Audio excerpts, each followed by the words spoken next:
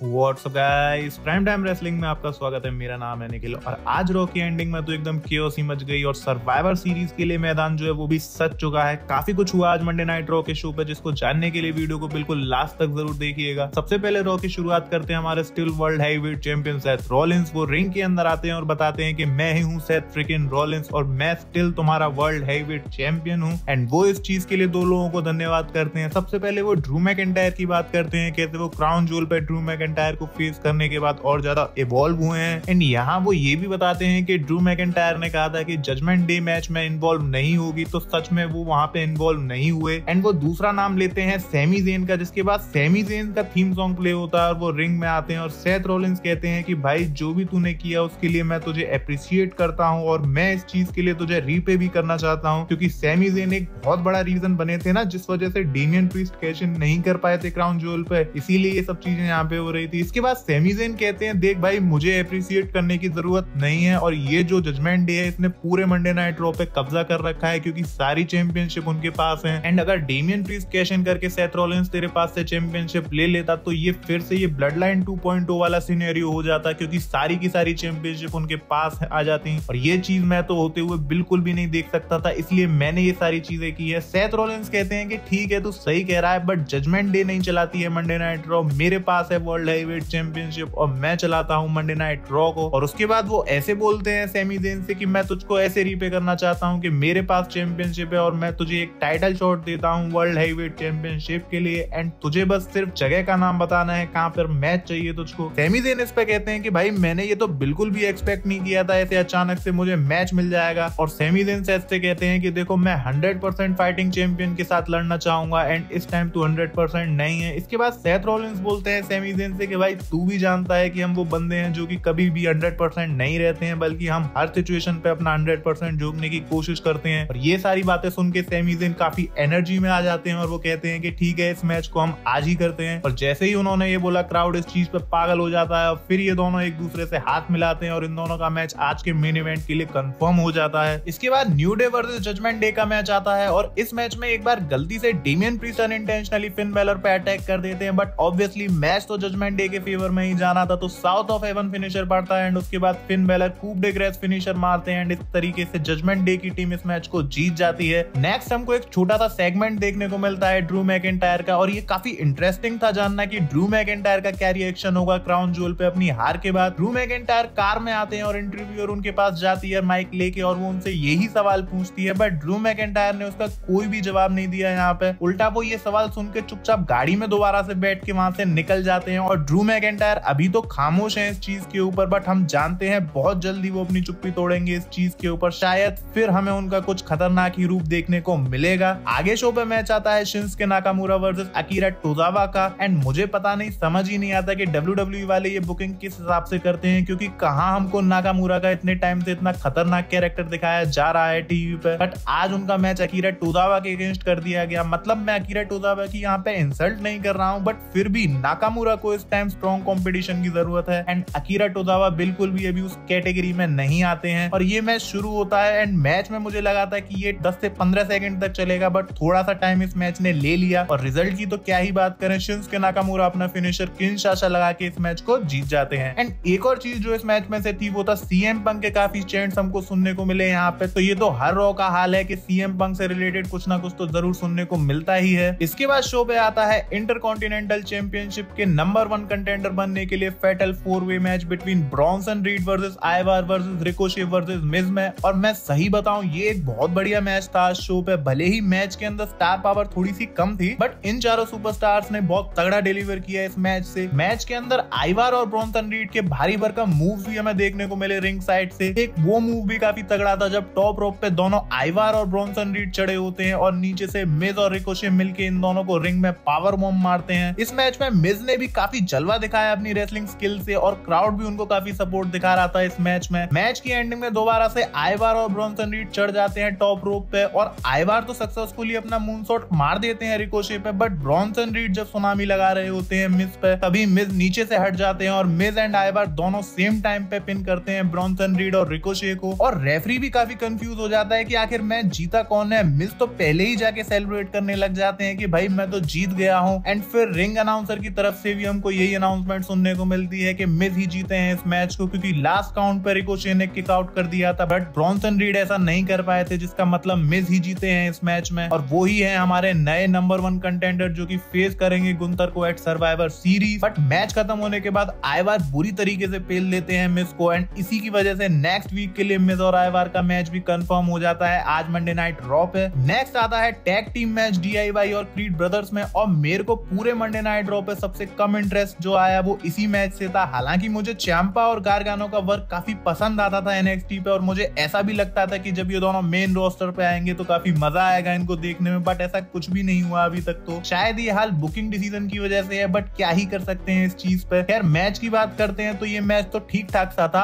और मैच की एंडिंग में काइजर आके गारगानो पे अटैक कर देते हैं, जिसका फायदा क्रीड ब्रदर्स उठा लेते हैं और अपना टैग टीम फिनिशर मार के वो इस मैच के अंदर विक्ट्री ले लेते हैं। इसके बाद बैक स्टेज का हमको सीन दिखाया जाता है जहां सैमी ज़ेन अपना एलिमिनेशन चैम्बर वाला प्रोमो देख रहे होते हैं टीवी पे, कैसे रोमन रेंस के सामने वो आए थे बट वो वहां चैंपियनशिप नहीं जीत पाए थे। एंड जब वो ये देख रहे होते हैं कि तभी जे उसो वहां पे आ जाते हैं, और जे वहां आके सैमी ज़ेन को मोटिवेट वगैरह कर रहे होते हैं आज के उनके मैच के लिए एट मेन इवेंट। और यहाँ पे वो ये भी बताते हैं कि नेक्स्ट वीक उनका और कोडी रोड का मैच भी होने वाला है for undisputed tag team championship. तो हो सकता है अगले हफ्ते तक हम दोनों के पास चैंपियनशिप्स आ जाएं। नेक्स्ट शो पे आता है बैटल रॉयल मैच, एंड जो भी इस मैच में जीतेगा वो फेस करेगा रिया रिप्ली को at Survivor Series for women's world championship. And इस मैच में पार्टिसिपेंट्स एक एक करके अपनी एंट्रेंस कर रहे होते हैं, लेकिन जब बेकी लिंच इस मैच के लिए बाहर निकल के आती हैं तो पीछे से आके ज़ाया ली उन पे अटैक कर देती हैं, जिसके बाद वो इस मैच में कम्पीट करने लायक ही नहीं बचती हैं। बट इसी के साथ साथ ज़ाया ली को भी इस मैच से हाथ धोना पड़ जाता है, क्योंकि एडम पियर्स उनको भी इस मैच में से हटा देते हैं। रिंग में निकी क्रॉस बिल्कुल बीचों बीच खड़ी होती हैं बिना कुछ हिले डुले, और वो मूवमेंट काफी मस्त था जब रकेल रोड्रिगेज और नाया जैक्स आमने सामने आ रही होती हैं, लेकिन तब भी निकी क्रॉस बीच में ही खड़ी रहती हैं। पर उसके बाद निकी क्रॉस को ये दोनों सुपरस्टार उठा के टॉप रोप से बाहर फेंक देती हैं, बट एलिमिनेट होने के बावजूद उनका रिएक्शन बिल्कुल भी चेंज नहीं होता है, वो बिल्कुल सेम दोबारा से वैसे ही करने लग जाती हैं जैसा वो रिंग के अंदर कर रही थी। तो ये तो निकी क्रॉस का कुछ अलग ही सीन चल रहा है आजकल, इसके बारे में बाद में बात करेंगे। एंड मैच की एंडिंग में हमको शेना बेजलर और जोई स्टार की फाइनल मेंबर बचती दिखाई देती है, एंड जोई स्टार्क एलिमिनेट कर देती हैं शेना बेजलर को इस मैच में। एंड अब वो चैलेंज करेंगी रिया रिप्ली को एट सर्वाइवर सीरीज उनकी चैंपियनशिप के लिए। शो के मेन इवेंट की बात करते हैं तो यहाँ पे मैच था Seth Rollins versus Sami Zayn का for the world heavyweight championship. And जैसा कि हम जानते हैं कि ये मैच तो अच्छा होना ही था, क्योंकि दोनों ही सुपरस्टार जाने ही जाते हैं अपनी मैचेस की क्वालिटी के लिए। क्राउड भी बहुत ज्यादा इस मैच में हॉट था दोनों सुपरस्टार्स के लिए। एक वो सीक्वेंस भी काफी मस्त आता है जब ब्लू थंडरडोम लगाया सैमी ज़ेन ने, फिर एक्सप्लोडर सुप्लेक्स लगाया, फिर जब वो हलुआ किक मारने जा ही रहे होते हैं तभी सेथ रॉलिंस ने उन्हें सुपर किक चुका दी, पेडिग्री मारी, पिन किया, बट क्लोज किक आउट हो जाता है सैमी ज़ेन की तरफ से। एंड मैच की एंडिंग में बॉस्टन क्रैब सबमिशन में फंसा रखा होता है सैमी ज़ेन ने, बट सेथ रॉलिंस ने उल्टा पुल्टा पता नहीं क्या ही करके सैमी ज़ेन को ही पिन कर दिया यहाँ पे, और अपनी चैंपियनशिप को फिर एक बार वो रिटेन कर लेते हैं। WWE ने इस मैच के रिजल्ट में काफी सेफ खेलने की कोशिश की, क्योंकि उन्होंने सेथ रॉलिंस को तो जिताया ही, बट ऐसा भी नहीं दिखाया कि सैमी ज़ेन ऐसे ही हार गया। मैच खत्म होने के बाद ये दोनों एक दूसरे को हैंडशेक करते हैं और सैमी ज़ेन फिर वहां से निकल जाते हैं, बट कहानी यहीं पे खत्म नहीं होती है, क्योंकि जजमेंट डे के सारे मेंबर्स रिया रिप्ली को छोड़ के वहां पे आके सैमी ज़ेन पे अटैक करना शुरू कर देते हैं। और ये चीज जब सेथ रॉलिंस देखते हैं तो वो भाग के आके इन सबके ऊपर सुसाइड डाइव लगा देते हैं, बट ये चीज भी कुछ ज्यादा काम नहीं आती है, और जजमेंट डे फिर भी भारी ही पड़ रही होती है इनके ऊपर। पर फिर जे उसो बाहर निकल के आते हैं, और आते ही वो सुपर किक पे सुपर किक मारते हैं, स्पीयर लगाते हैं, बट ये भी काफी नहीं होता है जजमेंट डे के लिए। एंड फिर हमको थीम सॉन्ग सुनाई देता है कोडी रोड्स का, और कोडी रोड्स के आते ही सिचुएशन 4-on-4 वाली हो जाती है, और हमको एक तगड़ी ब्रॉल देखने को मिलती है इन सभी सुपरस्टार्स में। रेफरीज बाहर निकल के आते हैं इन सबको सेपरेट करने के लिए, और एडम पियर्स काफी फ्रस्ट्रेट हो जाते हैं इस सबसे, और वो रिंग में आके बोलते हैं कि तुम सबको गेम खेलना है, ठीक है, शिकागो में तुम सब गेम ही खेलोगे at Survivor Series in a war game. और यहाँ ये चीज कंफर्म हो गई है कि सर्वाइवर सीरीज में हमको वॉर गेम्स मैच देखने को मिलेगा between Seth Rollins, Sami Zayn, Cody Rhodes and Jey Uso versus the Judgment Day में। एंड इसके बाद भी ये सारे सुपरस्टार्स आपस में लड़ ही रहे होते हैं, एंड कोडी रोड्स लास्ट में इन सभी के ऊपर कूद जाते हैं, एंड फेस टीम जो है वो लास्ट में रिंग के अंदर हमें स्टैंड टॉल करती देखने को मिलती है। एंड यहीं पे Monday night raw of air चली जाती है दोस्तों। अच्छा शो था आज मंडे नाइट रॉ का, एंड सर्वाइवर सीरीज के लिए काफी बिल्ड करना भी WWE ने आज से शुरू कर दिया है। तो देखते हैं हमको और क्या चीजें सर्वाइवर सीरीज तक देखने को मिलेंगी, एंड और भी बहुत कुछ है रॉ से रिलेटेड, लाइक अब आगे क्या क्या चीजें और देखने को हमें मिल सकती हैं, जिसके बारे में हम नेक्स्ट वीडियो में बात करेंगे। तो यहीं पे दोस्तों हमारा जो ये वीडियो है वो खत्म हो जाता है। अगर आपको हमारा ये वीडियो अच्छा लगा हो तो इस पे लाइक जरूर कीजिएगा, एंड अगर आप इस चैनल पे नए हैं तो इसको सब्सक्राइब एंड नोटिफिकेशन बेल को भी ऑन कर लीजिए ताकि ऐसा रेसलिंग कंटेंट आपको डेली देखने को मिलता रहे। तो मिलते हैं अपने नेक्स्ट वीडियो में दोस्तों। Till then tune into prime time wrestling.